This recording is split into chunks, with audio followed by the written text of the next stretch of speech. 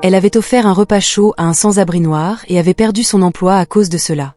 Ce qui s'était passé par la suite avait laissé tout le monde sans voix. C'était simplement un autre mardi soir ordinaire à Lexington, Kentucky. L'odeur du café flottait dans l'air tandis que le murmure de quelques dîneurs de fin de soirée résonnait dans le restaurant. Le Lac Exit Grill n'était pas particulièrement réputé pour son charme. C'était un petit établissement sans prétention, situé juste à côté de l'autoroute, prisé par les camionneurs, les travailleurs de nuit et les habitants à la recherche d'un repas bon marché. Ce n'était pas glamour, mais cela permettait à Alina Carter, une serveuse de 28 ans jonglant entre 2 emplois, de payer ses factures. Le restaurant était devenu sa seconde maison. Au cours de l'année écoulée, elle avait appris à servir du café tiède avec un sourire chaleureux et à hocher la tête poliment. Bien que ses pourboires n'étaient pas très élevés et que les heures étaient épuisantes, elle avait persévéré. Alina n'était pas du genre à se plaindre. Elle avait déjà traversé des épreuves plus difficiles. À l'approche de 22 heures, la pluie avait commencé à tomber. C'était une de ces tempêtes incessantes où l'eau semblait rebondir sur le trottoir. Alina avait jeté un coup d'œil par la fenêtre embuée du restaurant, l'essuyant avec sa manche pour mieux voir. C'est alors qu'elle avait remarqué un homme recroquevillé sous l'auvent du restaurant, serrant une couverture en laine contre sa poitrine. Il était trempé, ses cheveux collés à son front. Alina avait déjà croisé des sans-abri auparavant, mais quelque chose chez lui avait attiré son attention. Il ne mendiait pas et ne criait pas à l'aide, il était simplement assis là, observant les flaques d'eau qui se formaient près de ses pieds. Elle ne pouvait s'empêcher de ressentir une douleur dans sa poitrine. Il avait l'air froid, affamé et complètement abattu. Alina avait tenté de chasser cette pensée alors qu'elle débarrassait une table. Ce n'était pas son problème, n'est-ce pas ? Elle avait des factures à régler et un loyer en retard de 2 semaines, sans compter ses propres soucis. Mais alors qu'elle se dirigeait vers la cuisine, ses pas avaient ralenti. Le propriétaire du restaurant, Greg Olston, n'était pas vraiment connu pour sa générosité. En fait, il avait clairement indiqué qu'il ne voulait pas que ses employés gaspillent des ressources sur quelqu'un qui ne pouvait pas payer. « Nous gérons une entreprise, pas une œuvre de charité », avait-il grogné la semaine précédente lorsqu'un client avait demandé une recharge gratuite. Mais alors qu'Alina regardait à travers la porte de la cuisine et voyait une pile de restes de hamburgers qui seraient inévitablement jetés à la fin de la soirée, la pensée de cet homme assis dehors la rongeait. Elle avait jeté un coup d'œil autour d'elle pour s'assurer que Greg n'était pas à proximité. Il était devant, occupé à discuter tranquillement avec un camionneur au comptoir. Elle avait pris une boîte Togo et l'avait remplie d'un hamburger, de frites et d'un des petits biscuits aux pépites de chocolat destinés aux enfants. Son cœur battait la chamade alors qu'elle marchait vers la porte arrière, la boîte glissait sous son bras comme un secret qu'elle n'était pas censée partager. Lorsqu'elle était sortie, la pluie froide avait immédiatement frappé son visage, mais elle s'en moquait. Elle s'était accroupie à côté de l'homme et lui avait tendu la boîte. « Et, je pensais que tu avais peut-être faim », avait-elle dit doucement. Les yeux de l'homme s'étaient écarquillés d'incrédulité, il avait hésité avant de tendre les mains en tremblant. En prenant la boîte, il avait murmuré « merci », sa voix à peine audible. Alina avait souri faiblement en se relevant, mais alors qu'elle se retournait pour rentrer à l'intérieur, elle n'avait aucune idée que son simple acte de gentillesse allait changer sa vie à jamais. Cependant, la nuit d'Alina n'était pas encore terminée, et la tempête qui se préparait à l'intérieur du restaurant non plus. L'homme n'avait pas ouvert la boîte tout de suite. Il était resté assis là, la tenant, regardant la vapeur qui s'échappait par les bords. Alina s'était arrêtée un instant pour le regarder. Il semblait vouloir dire quelque chose, mais aucun mot ne sortait, son visage était ridé et fatigué. « Ce n'est pas grand-chose, mais cela devrait t'aider », avait-elle dit en lui adressant un petit sourire avant qu'il ne puisse répondre. Le bruit de la porte arrière, qui s'ouvrait, les avait surpris tous les deux. Alina s'était retournée rapidement, son cœur se serrant en voyant Greg debout là, les bras croisés et une expression qui aurait pu geler le feu. « Qu'est-ce que tu crois que tu fais ?» avait-il demandé d'une voix aiguë, suffisamment forte pour porter à travers la pluie. Alina avait dégluti difficilement, son pouls s'était accéléré. « Je lui ai juste donné un peu de nourriture qui allait être jetée de toute façon », avait-elle répondu. Greg l'avait interrompue en s'approchant jusqu'à ce qu'il la domine. « Je ne te paie pas pour prendre des décisions comme celle-là », avait-il rétorqué. « As-tu une idée de combien coûte la gestion de cette entreprise ? Chaque dollar compte. » Les joues d'Alina avaient rougi de colère, mais elle avait gardé le silence. Elle savait qu'il ne fallait pas discuter. Greg n'était pas du genre à écouter raison, et la dernière chose dont elle avait besoin était de l'énerver davantage. « Ce n'était qu'un repas », avait-elle dit en essayant de garder sa voix calme. « Je pensais que tu ne pensais pas que… » Alina, avait aboyé Greg, c'est le problème. Si tu veux faire des aumônes, fais-le à tes frais, pas aux miens. Rentre à l'intérieur maintenant. L'homme sans abri, toujours assis tranquillement, avait levé les yeux vers Greg, puis vers Alina. Il avait ouvert la bouche comme pour parler, mais Alina avait secoué subtilement la tête, ses yeux le suppliant de ne rien dire. À contre-cœur, elle s'était tournée et était retournée dans le restaurant, Greg la suivant de près, son visage brûlant d'humiliation alors qu'elle passait devant les autres clients qui la regardaient maintenant avec un mélange de curiosité et de gêne. Elle avait essayé de se concentrer sur le nettoyage d'une table, espérant que le moment passerait, mais Greg n'avait pas fini. Tout le monde, écoutez, avait-il crié, sa voix perçant le bavardage. C'est ce qui arrive quand les employés pensent qu'ils peuvent faire ce qu'ils veulent. Il avait pointé Alina du doigt. Tu es virée avec effet immédiat. Alina avait gelé, son estomac se nouant à l'annonce de Greg. S'il te plaît, je fais mes bagages et je sors, avait-elle dit froidement en lui tournant le dos. Le restaurant s'était tu, les habitués qui avaient appris à connaître Alina, comme la serveuse travailleuse, qui les saluait toujours avec un sourire échangèrent des regards inquiets. Personne n'osait dire un mot. Alina resta là un moment, abasourdie. Elle voulait crier pour se défendre, pour lui faire comprendre qu'elle essayait simplement de faire ce qui était juste, mais elle savait que cela n'aurait pas d'importance. Greg avait pris sa décision. Elle se dirigea vers l'arrière-salle, attrapa sa veste et son sac, puis se dirigea vers la porte. Ses collègues évitaient son regard, et les clients trouvaient soudainement leurs assiettes très intéressantes alors qu'elle sortait sous la pluie. Elle sentit une boule se former dans sa gorge, sa poitrine lui faisait mal non seulement à cause de l'humiliation, mais aussi de l'incertitude quant à ce qui allait suivre. Comment allait-elle payer son loyer? Que dirait-elle à son propriétaire? Elle resserra sa veste autour d'elle et jeta un coup d'œil à l'homme à qui elle avait donné la nourriture. Il était parti, la boîte Togo soigneusement posée sur le banc, vide. Alina soupira, les larmes se mêlant aux gouttes de pluie sur son visage. Mais juste au moment où elle pensait que la nuit ne pouvait pas être pire, une paire de phares traversa la pluie et sa vie prit un tournant. Elle n'avait rien vu venir.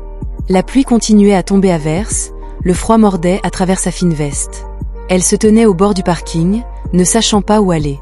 Sa voiture était vieille, peu fiable et garée à plusieurs pâtés de maison parce que Greg ne voulait pas que les employés utilisent les places réservées aux clients. Elle n'avait pas pensé à l'avance, n'avait pas pris de parapluie et maintenant tout son travail, sa dignité, son avenir lui échappait aussi vite que la pluie. Elle prit une profonde inspiration, se forçant à ne pas pleurer, à ne pas laisser transparaître sa faiblesse, même si elle avait l'impression que le monde s'effondrait sous ses pieds. Puis le bruit des pneus crissant sur le gravier mouillé la sortit de ses pensées. Une élégante voiture noire, une berline de luxe aux vitres teintées, s'arrêta. Les phares éclairaient l'enseigne décolorée du restaurant et s'éteignirent lorsque la voiture s'immobilisa. Alina plissa les yeux en essayant de distinguer qui c'était. Cela ne ressemblait pas à la voiture d'un client ordinaire.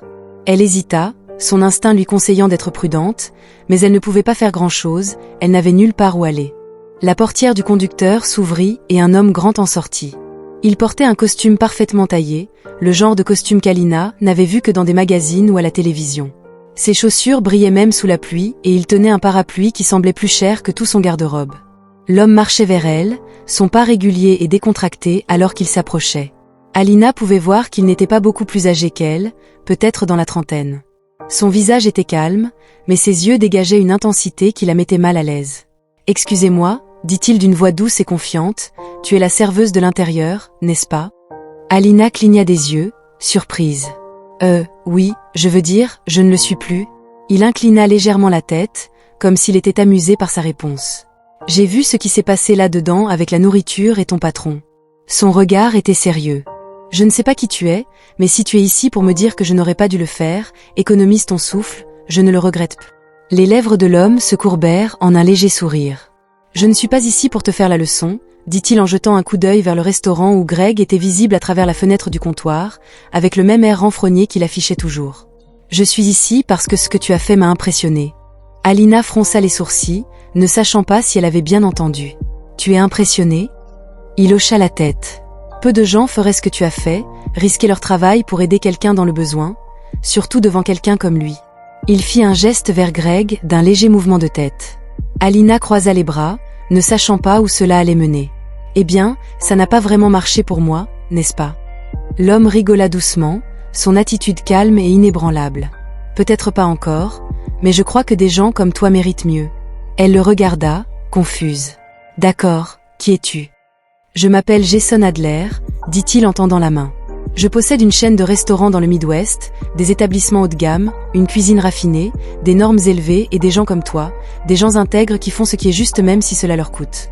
Ce sont les personnes que je veux dans mon équipe. » Alina cligna des yeux, Son esprit peinant a assimilé ces mots. Tu m'offres un travail. Oui, répondit Jason simplement. Pas n'importe quel travail, un poste de direction, un bon salaire, des avantages sociaux, un nouveau départ. Sa bouche s'ouvrit puis se referma. Cela semblait trop beau pour être vrai. Pourquoi ? Tu ne me connais même pas. L'expression de Jason s'adoucit. J'en sais assez. Je t'ai vu mettre les besoins des autres avant les tiens. Cela me dit tout ce que j'ai besoin de savoir sur ton caractère. Alina sentit sa poitrine se serrer, mais cette fois, ce n'était pas de la peur ou de la colère, c'était quelque chose d'autre, de l'espoir. Mais alors qu'Alina écoutait l'offre de Jason, une petite voix sceptique au fond de son esprit murmurait si c'était réel ou si c'était juste une autre tempête qui attendait d'éclater. Alina se tenait là, ses chaussures s'enfonçant légèrement dans l'eau qui s'accumulait sous elle. Les mots de Jason restaient suspendus dans l'air, presque trop surréalistes pour croire à un poste de direction, un bon salaire, des avantages sociaux. Cela ressemblait à quelque chose dont les gens rêvaient, mais qu'ils n'avaient jamais réellement eu. Elle déplaça son poids maladroitement, croisant les bras plus forts contre la pluie. « Je ne sais pas, dit-elle d'une voix prudente. Il me semble juste, pourquoi ferais-tu ça pour moi ? Tu ne connais même pas mon expérience professionnelle, ni si je suis qualifiée pour un poste comme celui-là. » Jason pencha la tête en l'étudiant. « Tu as raison, je ne connais pas tous les détails de ton CV, mais je sais ce que j'ai vu ce soir. C'est ce qui compte le plus pour moi. » Elle était frustrée, son front plissé. « Que veux-tu dire ?» Jason esquissa un léger sourire. « Dans mon domaine, je rencontre toutes sortes de personnes. Chefs, serveurs, managers, investisseurs. La plupart d'entre eux sont compétents, mais la compétence n'est pas tout. La compassion, l'honnêteté, le courage. Ces qualités sont difficiles à trouver et ce soir, tu as montré les trois. » Alina baissa les yeux, ses doigts jouant avec la sangle de son sac. Elle voulait le croire, mais elle ne pouvait pas se défaire des années d'écoute. « Sinon, je ne sais pas, murmura-t-elle. Je ne suis juste pas habituée à ce que les choses se passent comme ça. » Jason s'approcha en baissant légèrement la voix. « J'ai compris. La vie vous avait probablement appris à être sceptique, mais parfois, les opportunités se présentent lorsque vous vous y attendez le moins. Tout ce que je vous demandais, c'était d'y réfléchir un instant. » Alina ressentit le poids de ses doutes peser sur elle, mais elle se remémora ensuite le regard sur le visage de cet homme sans abri lorsqu'elle lui avait remis la nourriture. La gratitude sincère dans ses yeux n'était pas quelque chose que l'on pouvait simuler, et ce n'était pas quelque chose qu'elle pouvait oublier. Avant qu'elle ne puisse répondre, la porte du restaurant s'ouvrit derrière elle. Greg se tenait dans l'embrasure de la porte, plissant les yeux contre la pluie. Sa voix était aussi tranchante que jamais. « Alina, que fais-tu encore ici ? Je t'avais dit de quitter ma propriété. » Jason tourna lentement la tête, son expression était calme mais illisible. Il parla avant qu'Alina ne puisse. « Tu es Greg. » Je suppose que Greg fronça les sourcils, le jaugeant clairement. « Ouais, qu'est-ce que tu veux ?» Jason tendit la main, bien que Greg n'ait fait aucun geste pour la prendre. « Jason Adler. Je suis propriétaire du groupe Adler Hospitality. J'avais entendu parler de cet endroit par le bouche à oreille. Je suis venu voir s'il était à la hauteur de sa réputation. » Greg leva un sourcil, clairement déconcerté. Eh bien, nous sommes une petite opération, pas vraiment de la haute gastronomie, mais on s'en sort. » Jason hocha la tête pensivement. « J'ai remarqué cependant que la façon dont vous traitez votre personnel pourrait expliquer pourquoi l'endroit ne va pas mieux. » Les yeux d'Alina s'écarquillèrent alors que le visage de Greg devenait rouge. « Maintenant, attendez une seconde, » commença Greg, mais Jason l'interrompit. « Non, attends, » dit Jason, son ton toujours calme mais ferme. « Je t'ai vu virer un employé ce soir pour avoir fait preuve de compassion, pas pour avoir volé, pas pour avoir enfreint la loi, juste pour avoir fait ce que tout être humain décent aurait fait. Et si c'est comme ça que tu diriges ton entreprise, il n'est pas étonnant que le parking soit à moitié vide. » La mâchoire de Greg se resserra, mais il ne répondit pas. Jason se tourna vers Alina. « Tu mérites mieux que ça, et je suis prêt à te l'offrir. » Alina ressentit une lueur de quelque chose qu'elle n'avait pas éprouvé depuis longtemps. Fière, elle redressa les épaules en rencontrant le regard noir de Greg. « Je vais y aller. Pour la première fois, je crois que je vais accepter ton offre, » dit-elle d'une voix ferme. Jason sourit. « Bon choix. » Greg marmonna quelque chose dans sa barbe et rentra en trombe dans le restaurant, claquant la porte derrière lui.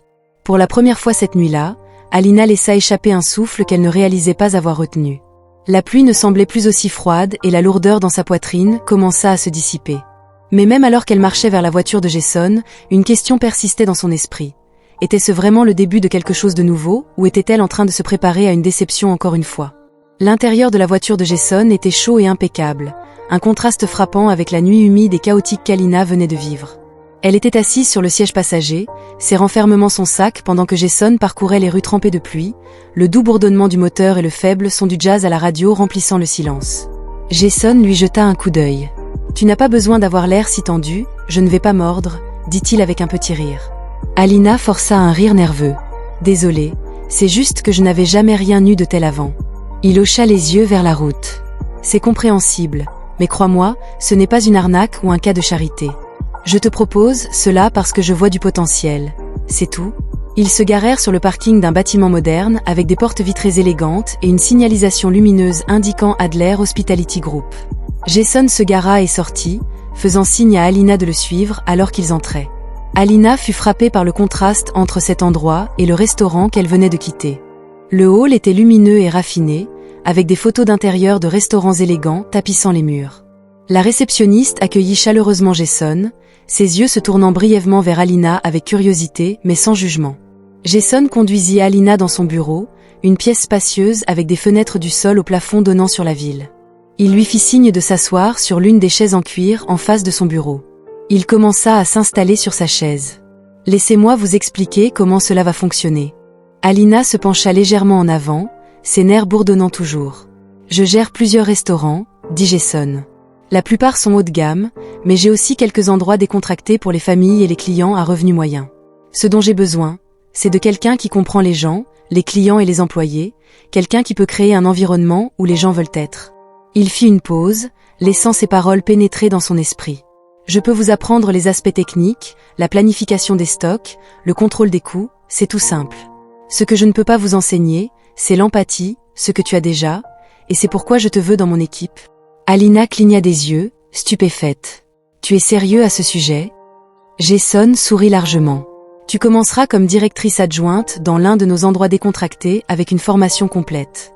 Si ça se passe bien, tu pourras gérer ton propre emplacement. » Elle hocha lentement la tête, son esprit en ébullition.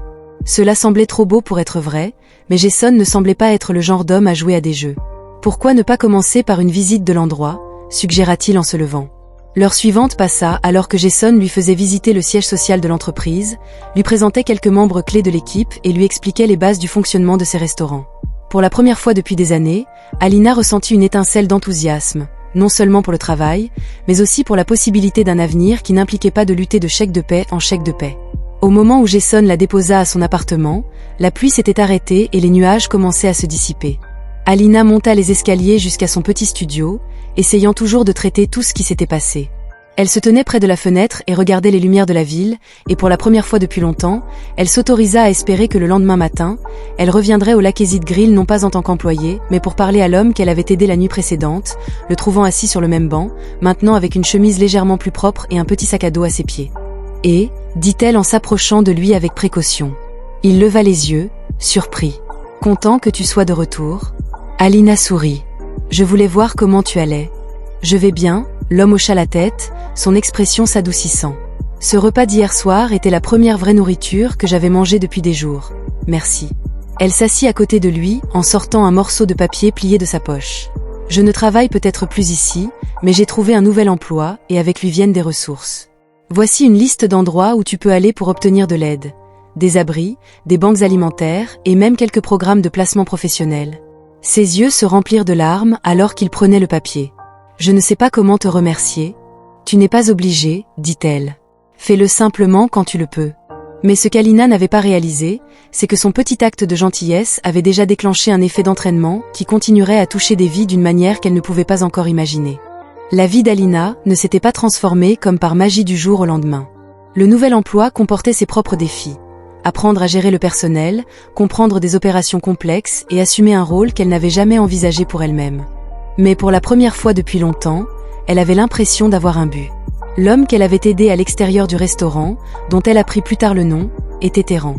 Il trouva son chemin vers l'un des refuges qu'elle lui avait recommandés. Quelques semaines plus tard, elle reçut une note manuscrite de ça par la remerciant à nouveau et lui disant qu'il avait été accepté dans un programme de formation professionnelle. Jason tint également parole.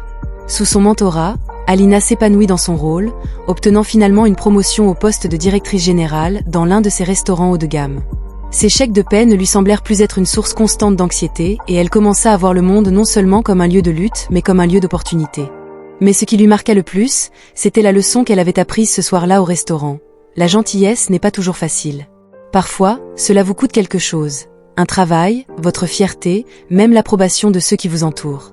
Mais à la fin, cela revient toujours d'une manière qu'on ne peut pas prévoir. L'histoire d'Alina est un rappel que les plus petits actes de compassion peuvent déclencher des événements extraordinaires. Et si elle avait ignoré Terrence cette nuit-là, laissant la peur des règles de son patron l'arrêter?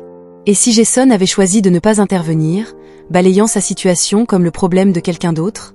Les « si » sont importants car ils nous rappellent le pouvoir que nous détenons dans chaque décision que nous prenons face à ceux qui nous regardent. Votre gentillesse compte, même si elle n'est pas reconnue immédiatement, qu'il s'agisse d'aider quelqu'un dans le besoin, de défendre ce qui est juste ou simplement de faire preuve d'empathie quand il est plus facile de ne pas le faire. Vous ne savez jamais l'impact que vos actions peuvent avoir, non seulement sur les autres mais sur vous-même. Alors voici mon défi. Trouver une opportunité d'aider quelqu'un aujourd'hui. Il n'est pas nécessaire que ce soit grandiose ou dramatique. Parfois, il suffit d'un repas, d'un mot gentil ou même d'un simple sourire pour rappeler à quelqu'un qu'il n'est pas invisible. Et qui sait, qu'un petit acte de ce genre pourrait bien être le début de quelque chose de plus grand que vous ne pourriez jamais imaginer.